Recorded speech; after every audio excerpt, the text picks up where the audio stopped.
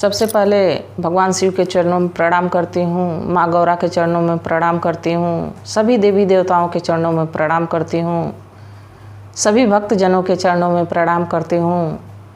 देखिए, जुतिया का व्रत आ गया है और अभी 2-4 दिन में जुतिया व्रत आने वाला है, तो मैं जुतिया की कहानी सुनाने जा रही हूँ। मेरी एक कहानी में मैं बताई हूँ कि कैसे जो बन्हन गोसाई हैं वो भगवान सूर्य के पुत्र हैं। आपको इस कहानी में बताती हूँ, पूरी कहानी को सुनिएगा। देखिए, एक गांव में एक राजा थे। राजा की बेटी की शादी थी और ये भादो और कुआर का महीना ऐसा होता है कि इसमें भगवान जो हैं, बारिश का मौसम रहता है, बादल छाए रहते हैं, कब बारिश आ जाए कब बारिश आ जाए कोई जान नहीं पाता है। राजा को बड़ी चिंता हुई कि बेटी की शादी है, कैसे आटा उटा का व्यवस्था होगा। तो पूरे गांव में जो है सबसे कहलवा दिए कि अपने अपने घर थोड़ा थोड़ा जो है गेहूँ धुल के और आटा बना दें। और ऐसे कहे तो सारे गांववासी सोचने लगे कि ये तो ऐसा महीना है कि गेहूँ कैसे सूखेगा, कैसे आटा बनेगा, कैसे राजा को दिलाएगा, नहीं दिलाएगा तो राजा हमें दंड देंगे। यह सोच के बेचारे परेशान थे। तो उस गांव में बहुत ही सुंदर कन्या थी। देखिए, वो कन्या भगवान सूर्य से आराधना करती है, कहती है कि हे भगवान सूर्य, अगर जो आप धूप कर देंगे और गेहूँ सूख जाएगा तो मैं अगले दिन आपकी पत्नी बनूंगी। ऐसा वो जब कही तो भगवान सूर्य तो सुन रहे थे, साथ में सारे देवी देवता भी सुन रहे थे।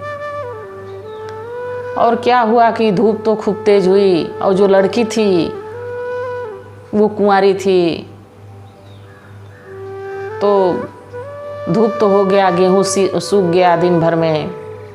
जब रात हुई तो भगवान सूर्य जो हैं वो अपना चल दिए रथ लेके कि हमें तो बोली है कि हम आपकी पत्नी बनेंगे। वो अपना धरती पे आने लगे और इधर वो बेचारी जो है कि डर के मारे छिप गई कि आज तो मैं भगवान से कह दी हूँ कि आप अगर जो धूप कर देंगे गेहूँ सूख जाएगा तो मैं आपकी पत्नी बनूंगी। अब वो तो असमंजस में थी, इधर सूर्य भगवान आ रहे हैं और उधर उसको डर लग रहा है कि अब तो मुझे सूर्य भगवान की पत्नी बनना पड़ेगा। जाके छिप जाती है। सूर्य भगवान दरवाजे पे आते हैं और दरवाज़ा खटखटाते हैं तो कोई आवाज़ नहीं आती है। सूर्य भगवान कुछ देर तक इंतज़ार करते हैं। जब वो लड़की नहीं आती है, डर के मारे छिप गई रहती है।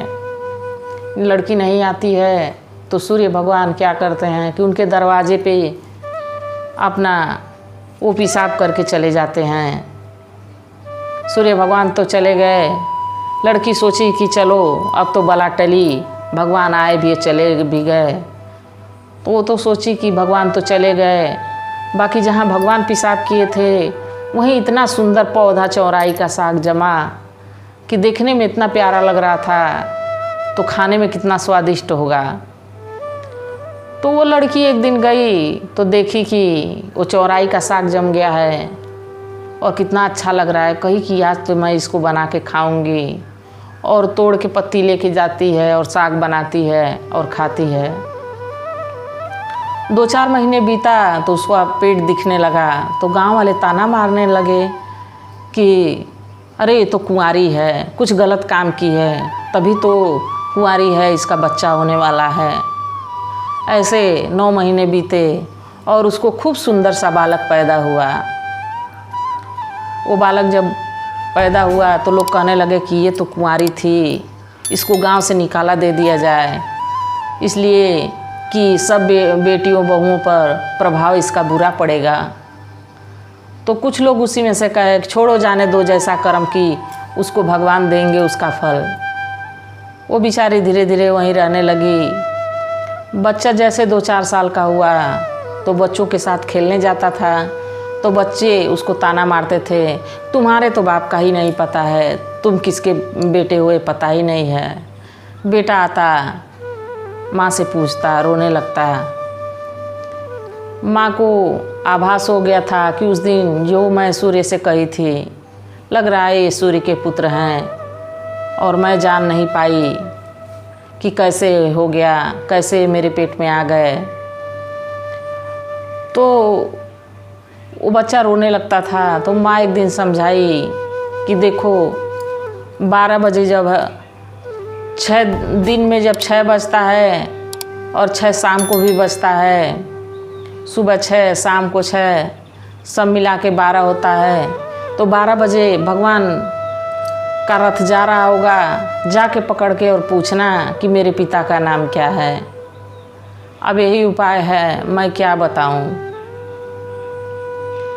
बेचारा बालक जो है वो तो परेशान था, सोचता था कि कब मेरे पिता का नाम पता चले कि मैं इन सबों को बताऊं कि हमारे भी पिता हैं।